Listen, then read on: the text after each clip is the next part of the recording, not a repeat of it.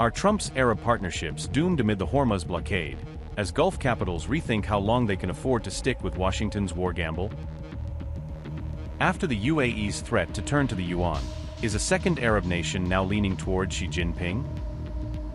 As Arab states effectively blackmail Trump to repay war damages, Mohammed bin Salman holds call with America's biggest rival. Are Trump's Gulf allies preparing to switch camps and abandon the US amid renewed war fears? China's President Xi Jinping held a phone call with Saudi Crown Prince Mohammed bin Salman on April 20th. During the call, Xi Jinping urged the Saudi Crown Prince to keep the Strait of Hormuz open, underscoring the importance of uninterrupted energy flows. She said that China supports an immediate and comprehensive ceasefire between the United States and Iran, signaling Beijing's backing for a halt to hostilities on all fronts. He also emphasized resolving Middle East conflicts through political and diplomatic means, reiterating China's position in the war. She stated that the Strait of Hormuz should remain open as it serves regional and international interests, framing freedom of navigation as a shared priority. The phone call came as another US-aligned Arab ally was seeking financial and security guarantees, reflecting growing regional concern over economic stability. According to reports, the UAE has been discussing ways to secure a financial backstop from the United States to help shield its economy from further turbulence.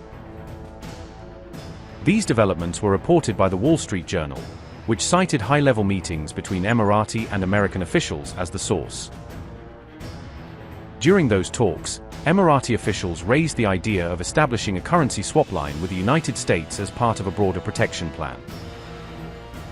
If approved, such a facility would allow the UAE central bank to access US dollars in moments of extreme market stress, when funding can suddenly dry up. With this mechanism in place, the UAE could support its own currency or bolster its foreign reserves using US dollars drawn from the swap line. The Wall Street Journal says the UAE is seeking this kind of security in case the war with Iran deepens financial stress on Abu Dhabi's economy. At the same time, officials have stressed that these discussions are still preliminary and that no formal swap line request has been submitted yet. Securing a swap line backed by the US Federal Reserve could be challenging, given how carefully Washington guards such privileges. Historically, the Fed has reserved these kinds of arrangements for economies that share deep financial links and robust institutional ties with the United States. In moments of global stress, Washington has occasionally extended temporary swap facilities to a broader circle of countries to cushion systemic shocks. According to the report, the UAE might not automatically qualify for such a swap line facility under current criteria. As an alternative, the United States could choose to deploy its Exchange Stabilization Fund, a powerful but less used financial tool.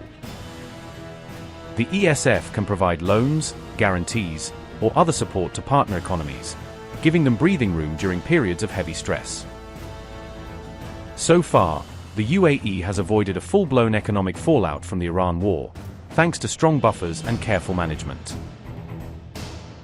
Prolonged disruptions, especially in choke points like the Strait of Hormuz, could dent dollar revenues and put pressure on foreign exchange reserves.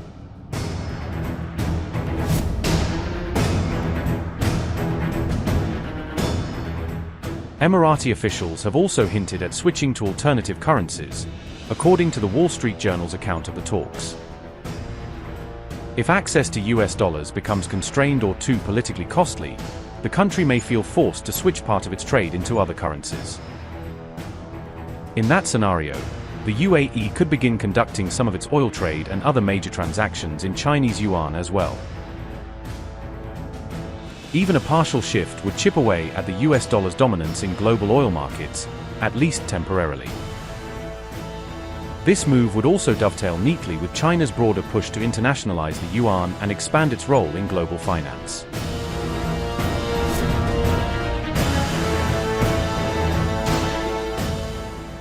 Oil and gas infrastructure in several Arab states suffered major damage during the conflict, including critical facilities in the Gulf that were hit or disrupted. The IMF has said recovery timelines in the Gulf will vary by country depending on geography and how quickly exports can resume, indicating that some energy systems may face a prolonged return to normal operations. Ras Laffan, the complex responsible for about 93% of Qatar's LNG output, has been shut since early March according to reports about the disruption at the site. An estimated 3 to 5 years are reportedly needed to restore Ras Laffan to full capacity, according to reports citing damage assessments after the strikes on Qatar's key LNG complex. In Bahrain, several homes were damaged in Sitra. Industrial sites, including aluminium-related facilities, were also reportedly targeted. At least 2 civilians were killed and 2 others were injured. Saudi Arabia faced repeated attacks on Riyadh and the eastern province. Reports said 2 civilians were killed.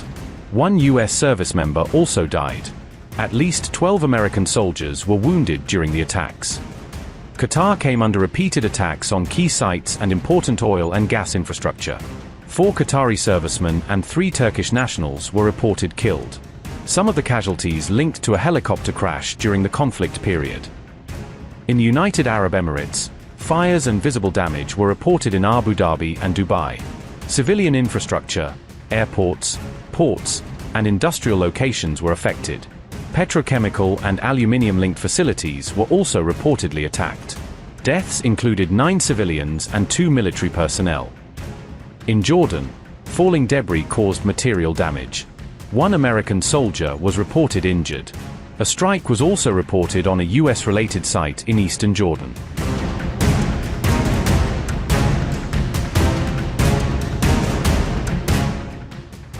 On April 14th, Chinese President Xi Jinping called for stronger ties between China and Arab states during a conversation with Abu Dhabi Crown Prince Sheikh Khaled bin Mohammed bin Zayed Al Nahyan. She made those remarks while speaking with the Abu Dhabi Crown Prince, underscoring Beijing's effort to deepen its regional relationships at a moment of heightened instability. Historic changes are unfolding in ways never seen before. Human society faces a choice between peace and war, unity or confrontation. We must strengthen coordination, enhance cooperation, and build a more solid, resilient, and dynamic China-Arab Comprehensive Strategic Partnership.